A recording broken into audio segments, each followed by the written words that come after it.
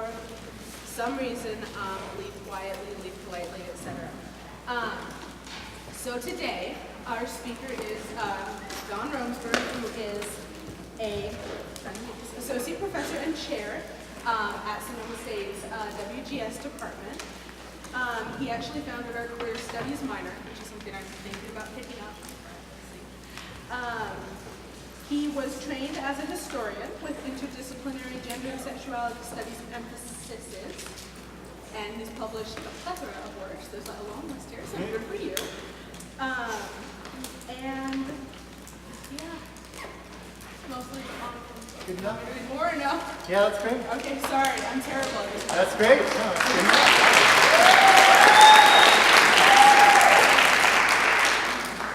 So this is my first time in this hall since it was completed. I'm just realizing it's kind of cool in here. Seems like somebody put a lot of money into this, huh? Okay, so today I'm going to be talking about the Fair Education Act and a project that I've been working on for a couple of years now called Making the Framework Fair, which is an attempt to bring LGBT material into K-12 history curriculum in the state of California. And I'll talk about why I thought that was important, and I'll talk about how we've been going about it and some of the challenges that we've come up against in doing this. But it's a way to exemplify something that I really try to do as a scholar and somebody who also engages in sort of questions of leadership, how to lead through my scholarship and how to lead through the position that I hold. When I started this project, I wasn't just a professor in queer studies and women's and gender studies and history here at Sonoma State. I was also the co-chair of a national organization called the Committee on LGBT History. I'm assuming you all know LGBT, right? Lesbian, gay, bisexual, transgender. And it's a national organization with the American Historical Association, which is the big sort of body of historians in the United States. And the Committee on LGBT History both advocates for LGBT people within the profession of history. So, believe it or not, there is sometimes discrimination and marginalization of those of us who are either LGBT ourselves or who do scholarship in LGBT history within history departments and journals and stuff like that around the country. But also to push forward the importance of LGBT history and having people think about why LGBT history is important to understanding larger questions or stories about society. And so that's going to be basically what I'm going to be talking about today.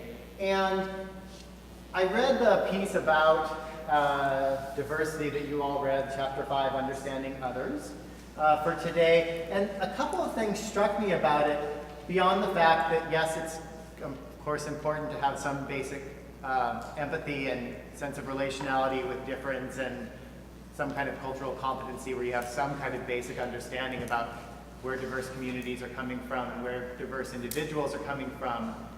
I was really struck by how interpersonal it was, as if our diversity is made up of our individual personality or sort of background differences from one another. And I think something that's really important to understand, especially about LGBT people, is that we have a history, because I think that a lot of times you think about African American, you think about history, you think about the civil rights movement, you think about emancipation from slavery and the long struggle, right? When you think about other communities of color, you're aware of heritage and a place that they come from. But with LGBT people in particular, in this particular moment, while we think of it as a historic moment, right, gay marriage and all that, we don't necessarily think of LGBT people as having a past. And when you even think about families, right, how many people are gay, who grow up with gay parents, who pass on gay culture to them, right? Like, it's not that common that that kind of generational passage happens. So there's a particular way that LGBT people are often both treated as if they are ahistorical, that is, they just have a sexual orientation that's part of who they are, and right, We have a moment right now that we're in the civil rights struggle or whatever. But also there are not the same sort of informal kinship structures that pass generational knowledge on, right? And so LGBT history as part of a US history story, a US history survey from the very beginning, right, from pre-colonization to the present, is important because otherwise, many of us, whether we're LGBT or not, we simply won't learn that history. It won't occur to us that there's a history to be known. So I think that's important because it's important to get away from only thinking that leadership, in terms of understanding others, has to do with some sort of interpersonal abilities to listen and empathize and recognize difference. You have to do a little more work than that. You have to actually work to understand how it is that people have come to have the cultural position, the political states, the needs and yearnings to belong that they do now, right? Where did that come from? And what is it building upon? So that's what I'm going to be talking about today. So SB 48, Fair Education Act. FAIR stands for Fair, Accurate, Inclusive, and Respectful. Was passed in 2011 and signed into law in 2011 by Jerry Brown. And it includes a mandate to study and understand the roles and contributions of LGBT people and people with disabilities in K-12 social studies and history curriculum. It also mandates that schools cannot use instructional materials that actively discriminate against LGBT people or people with disabilities in them. So you can't just teach the history by saying, right, gays are monsters that eat your babies or whatever. And this builds on a long-standing set of, I think this is here, yeah, a long-standing set of mandates that are already built in to the education standards for the state of California, including women, people of color, and members of other ethnic and cultural groups, with a particular emphasis on how it relates to contemporary society. So history is always intended in history education, K-12, to be a way to think about contemporary citizenship, contemporary stakes of belonging and meaning in society. Unlike a state like Texas, which has a super top-down model, and I don't know if you've heard all the controversies about Texas, but Texas has a very far-right Board of Education that at the state level that has mandated all of these ways in which most scholars, almost all scholars of history, would suggest are not based in research or scholarship, but a particular political agenda of propaganda that they're attempting to put forth. Then that is mandated through textbooks that is then handed out to local school districts, so it's very top-down. In California, we have the local school districts and teachers in schools determine the content. So the state sort of says, here's some basic things that need to be taught, but the way that you teach them is up to you. And they mandated that, the Fair Education Act mandated that in January 2012, implementation had to begin. So July of 11, signed into law. 6 months later, suddenly everybody who's a K-12 educator is supposed to know how to teach LGBT history in their US History Survey, stuff that they do. There was a political reason for making this decision.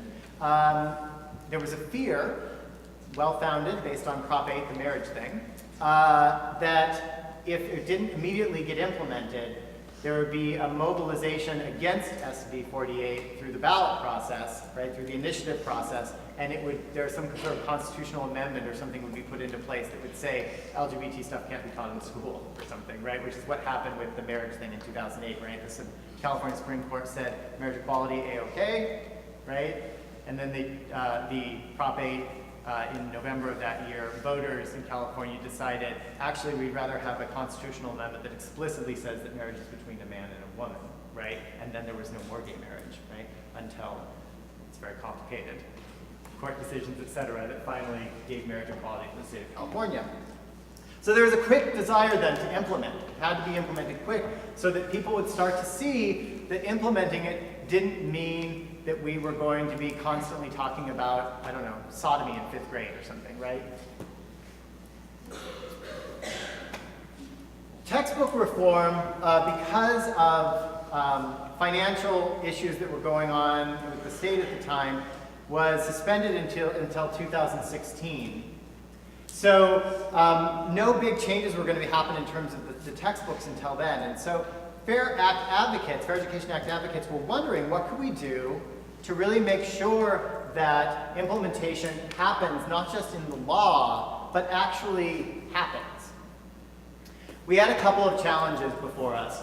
A big one was they passed the law, but they had no funding for implementation, no funding for teacher training, no funding for curricular development, no funding to consult with anybody who might be, say, a scholarly historian of the LGBT past to talk about how would you do this. They just said, start doing it, right? There was also no stick on the other side if you didn't do it. There was no penalty attached to not doing it, okay? Schools and districts and teachers were made to interpret, which is good, this sort of local control thing, but given no understanding of how they should do that. So this led to advocates and activists, LGBT activists, sort of hastily assembling web pages and things that said, you could teach about this documentary about Bayard Rustin, a gay civil rights leader in the civil rights movement of the 1950s and 1960s. Or you could teach this one thing, this handout that somebody made on Stonewall, or this documentary on Harvey Milk. But it was very kind of scattershot, and it was more sort of them trying to grab things out of what was available and make curriculum out of them, as opposed to starting from a place of thinking, why would it be important to have a comprehensive way of approaching this? And there was a little bit of community pushback in local communities, but what's interesting is that it was, there wasn't that much, and actually the attempt to get enough signatures to put some kind of repeal on the ballot failed twice. So people in the citizens of California seemed relatively unconcerned with this integration, or they just didn't know about it. It wasn't important to them. I'll skip that. As you know, our state constantly has budget cuts and funding problems of one kind or another. Even now, we have lots of money, right? Especially for the CSU. But anyway, so then you saw this comprehensive lack of institutional support at multiple levels. So essentially then, this led me and a few other people to say, well, let's look at the content standards and framework, which is essentially a narrative of what is sort of not expected, but understood to be the narrative scope of what you teach in history and social science from K through 12. It's a narrative description of that history or of that topic. And it's a state guideline that then creates standards, which are the sort of basic bullet points of you have to teach, but it doesn't tell you how to teach it. I said, why don't we start there and look at it comprehensively and see where we can make interventions that are based on the best scholarship available and the best sense of sort of what would be age appropriate and pedagogically appropriate. And we did this for a couple of reasons. The most important one, according to the advocates, was to produce safer schools. So studies have shown that learning about how LGBT people and people with disabilities have fought for social recognition and political and economic equity and civil access, that these kinds of lessons in the classroom directly relate to less bullying outside the classroom. So, for example, there's something 2008 Preventing School Harassment Survey that showed that when students are taught about LGBT people in the classroom, anti-gay bullying drops by half in those schools. And it doesn't even matter how much you're teaching it. You just have to teach it. You just have to basically be saying that LGBT people are a legitimate part of society and a legitimate sort of subject for inquiry and discussion, and it drops in half. Why do you think that would be? Why would bullying drop so dramatically? Because of a curricular or classroom inclusion. What do people think? Because they're being educated? I thought I said hand back there. Yes. Right. Yeah. I mean, if you're thinking that LGBT people are sort of these pervy weirdos hiding out in dark alleys doing dirty and nasty things, right? It's a very different story. Or if you're thinking that you have your own sort of fearful stereotypes in mind about what they are about or going to do, it's a very different thing than having a discussion, for example, about how relationship recognition might matter to same-sex couples and their children, right? Great. Another thing that came out of these studies, the Lessons That Matter study of 2012, revealed that LGBT students have a greater sense of safety in their own lives when supportive approaches to LGBT issues are taught in the curriculum. And general school climate, that is a general sense of appreciation for diversity in the school, is also heightened by the inclusion in the curriculum. When people first started studying this, they were surprised because they thought that really it was about focusing on gay-straight alliances and peer-to-peer relationships.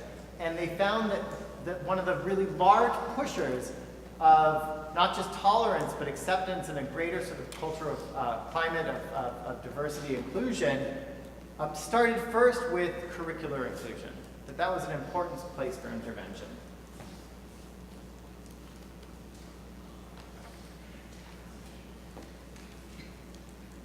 So we also thought that it was important because the core of public K-12 history and social science education is teaching people how to be citizens today, as I said.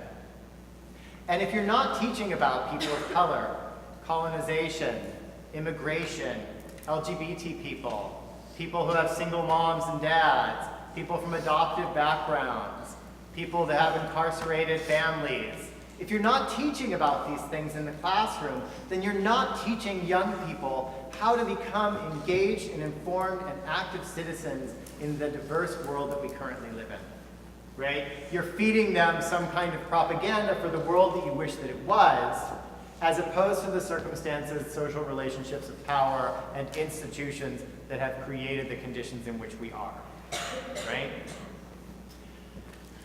So we saw it as very important in that way. We also really saw it as very important to bring LGBT lives and queerness, that is, a sense of what becomes designated as normal or not normal in a given context or time, as a general lens for US history. What was ending up happening with this sort of scattershot implementation that we saw was that you got sort of that like a very special episode moment for gays, right? It's like, yes, real US history is happening, and then, oh, there's how to milk. Okay, anyway, now US history is happening again, right? You all have read those textbooks that have like the little box on the side that gives you the thing about black people, right? Or the little picture on the side that says, oh yeah, and women were part of settling the West too, right? You've seen those things, right? You know them.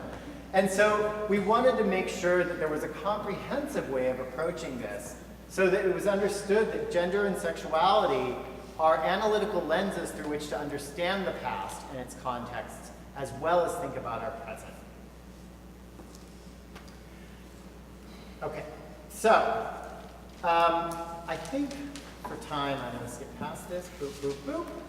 But I do want to say that there's a long-standing, since the 1960s, commitment in California to trying to create more inclusive history textbooks and frameworks, and that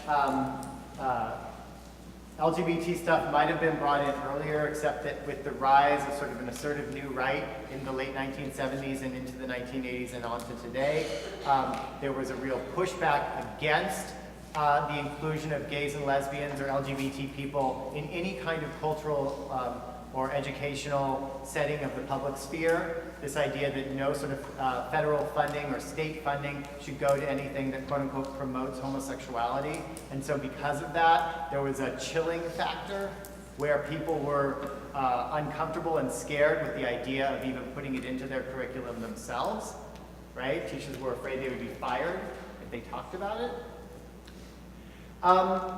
In 1987, there was, I am talking about it, aren't I? In 1987, there was a big framework reform, and at that time, there was an attempt to take gender and race as lenses of analysis and not just categories of people.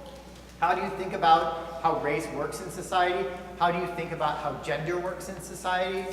As ways of thinking about US history, and more conservative elements within the framework process at that time pushed back and were like, we don't want those lenses of analysis. We can mention women and we can mention black people, but we don't want to talk about sort of processes of how race operates in society, for example. We don't want to talk about how gender works in terms of patriarchy and domination of women and subordination of women. We don't want that. We just want to talk again about like settler women and suffrage or something. So, so that was pushed back. And in 2006, the Fair Education Act was passed by the Assembly in California, but it was vetoed by Schwarzenegger.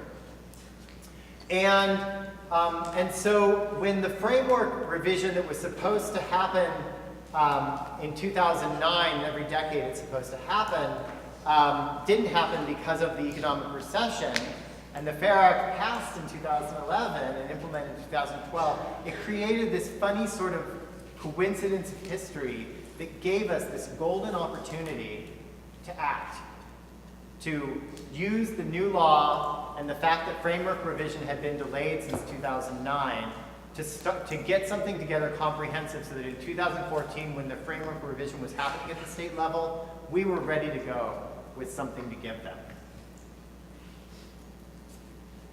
So in fall of 2014, we released what's called the Making the Framework Fair report, just as the California Department of Education was beginning its process. If you go to Committee on LGBT History, clgbthistory.org, you can download a copy of this. If you Google Making the Framework Fair, you can also find it that way and download a copy of it. It's a 68-page document.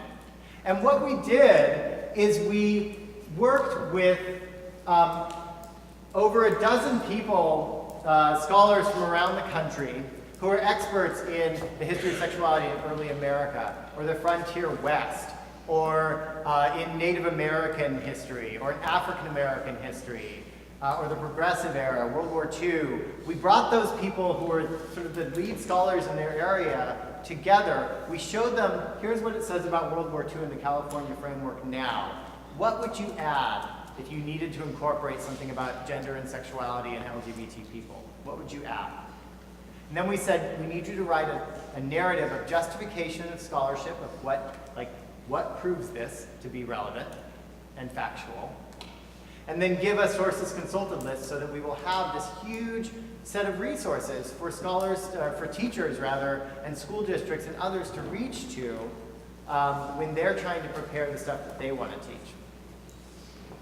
And then me and the other two editors of the project looked at everything and made sure it was age appropriate and grade appropriate, scaled it back. Of course, you know, we as scholars like to talk and talk and talk. So there was like a lot of suggestions. We really sort of synthesized it and narrowed it down, made it into this 68-page document, gave it to the California Department of Education. What do you think their reaction was when we gave them a 68-page document for inclusion of new material into their framework? Do you think they were like, thank you, that's awesome? Or do you think they were like, oh, no thank you? How do you think they responded to it? What? Second one. They were overwhelmed. Even though the law exists, they were sort of imagining in their heads that they would be good, and this was borne out by the fact that we gave them a draft of the report back in the end of December of 13 and said, this is what's going to come out in September of 14. It just doesn't look pretty like this yet. And in September 14, when they put out their proposal for a revised version of the framework, they had one mention in 4th grade California history of Harvey Milk. And then you jump forward to 11th grade modern US history. There was a mention of something called the Lavender Scare, which is great. It was this time when, with the Red Scare, the McCarthyism in the 1950s, there was a parallel persecution, systematic persecution of people perceived to be gay or lesbian or bisexual during that time that was both far more comprehensive in its scope than the communist witch hunt and lasted longer. It lasted into the 1970s, right? Do people know, how many people knew that this existed, that this was a major part of mid-century history?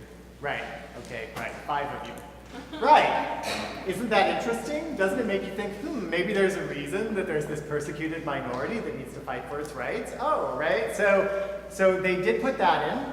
They mentioned Harvey Milk again, and then they mentioned gay marriage. And they were like, done, right? So that was all they wanted to do, and we were like, well, we have a different suggestion.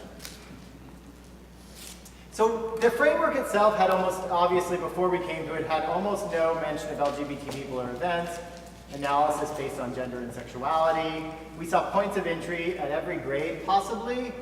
And so here's what we did. We targeted grades 2, which is families and communities. Basically, you're teaching 2nd graders, how do you relate to your family? How do families relate to communities? It's just sort of a basic, right? But there was not really anything in there about family diversity.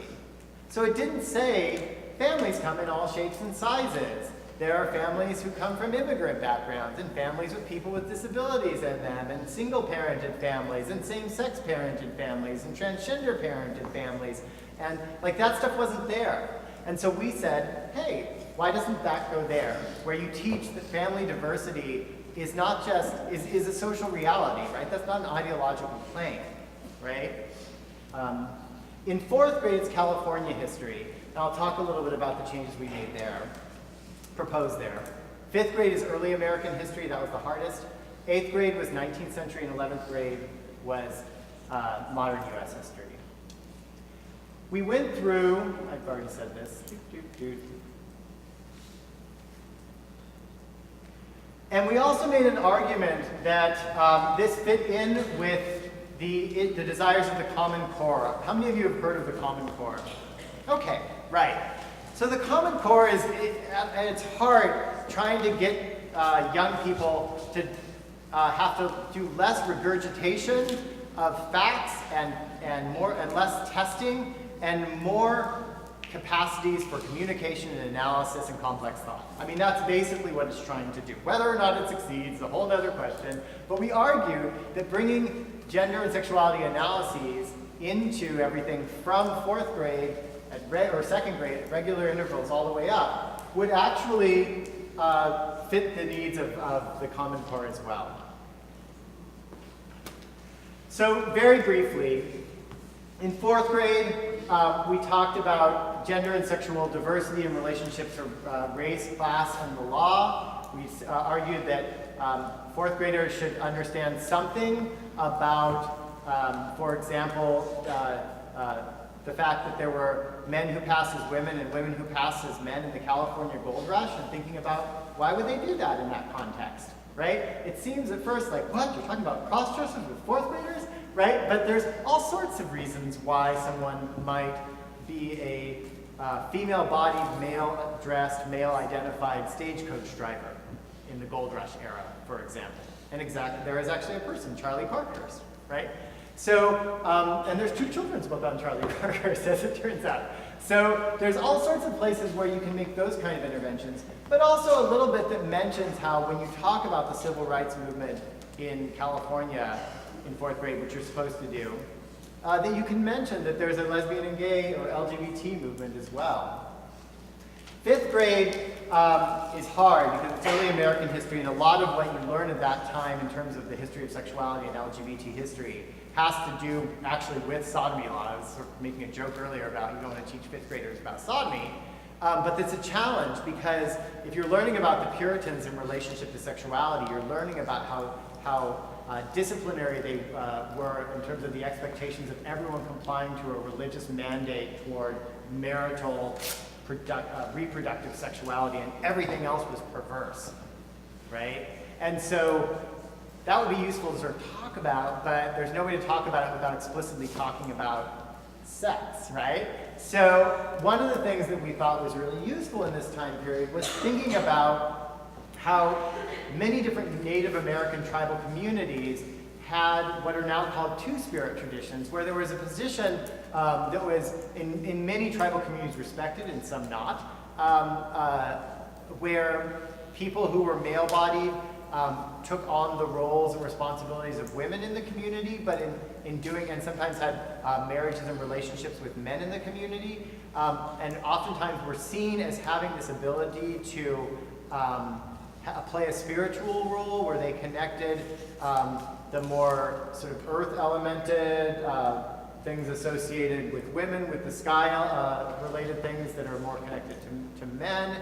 And these kinds of two-spirit sexuality roles were important parts of that, and how when Europeans come and try to make sense of them, one of the things that happens in that colonial encounter and the destruction of Native Americans is the destruction of these two-spirit ways of understanding life, and this cutting off of Native peoples from important sort of both spiritual and gender possibilities, right? So you see colonization as this kind of gender conformity. And we thought that that was something, even though it seems very abstract as I explained it to you now perhaps, we thought that that was something that you could definitely teach. Like, why would these two-spirit traditions go away when the colonizers come? How would that, like, why would that matter to the colonizers, right? That's something you can talk about. In 8th grade, we wanted to talk about gender as it relates to different kinds of families and different kinds of ways that industrialization leads to possibilities for people to move outside of their families and their families' economies into cities, into wage work, and into other kinds of ways of living, alternative kinds of arrangements of living, new possibilities for how they think about themselves. The ways in which slavery and emancipation from slavery, this one I don't think we're going to manage to get in, but I think it's a really important one. Emancipation from slavery, under slavery, African Americans were disallowed from marrying. After slavery, under the law, right? After slavery, there was a very sort of normative expectation of how families were supposed to look in order to receive the benefits of, for example, the Freedmen's Bureau. And there's all sorts of scholarship now on how people who chose or lived in some way outside of those arrangements were marginalized by the systems of care, both within the African American community and within the national government as it was sorting itself out in Reconstruction, right? We think that's super interesting and important. And then finally in grade 11 is modern US history, and there's all sorts of places that it can be put there. And we expect it will be. Okay, so I just want to, I'm not going to talk about these. I'm not giving you a history lesson now. But these are all things that we said, I think I have one more. Okay, good. These are all things that we said, these can all be taught in age-appropriate ways across the curriculum. And can you imagine if you were 16 or 17 and at some point, whether passively or actively you cared about it or not, if you were prepared with an understanding of even half of this coming into your early adulthood, how much it would change your perspective on who LGBT people are and how they exist in the world, and how they belong to the fabric of our past and belong to the fabric of our present, right? I mean, I have to say, like, as someone who never imagined as a high school student in Juneau, Alaska, right, in the 1980s, right?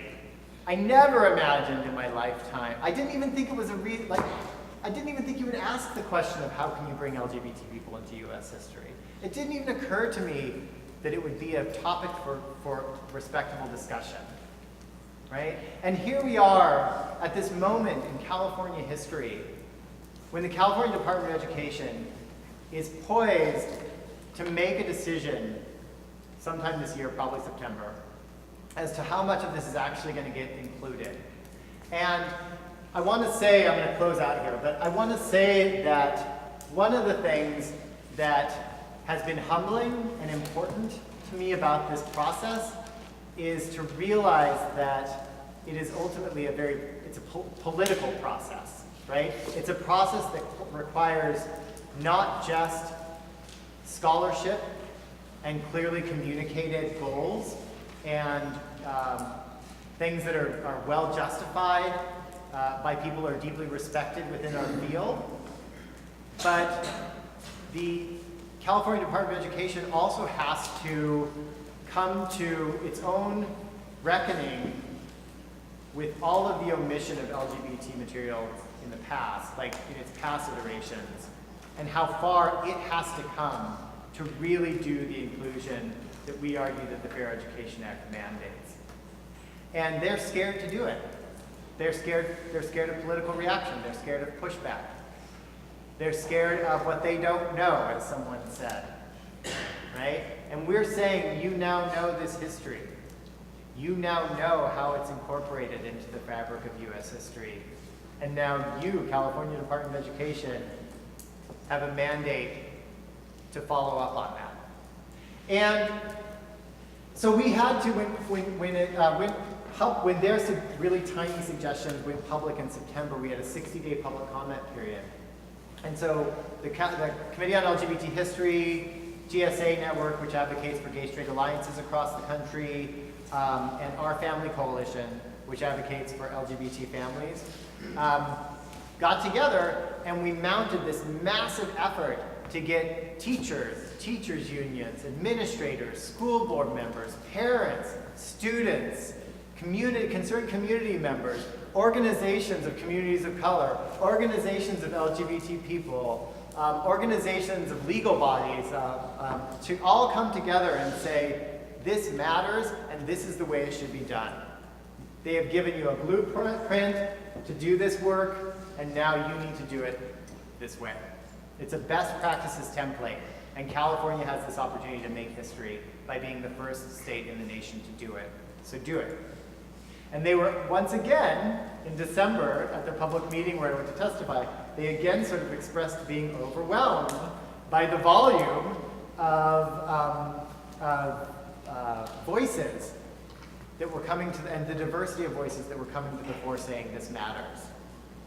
And so we'll see where it goes from here, but it's kind of an open question because it is a political process. And I think I'm going to end it there. Yeah, thanks.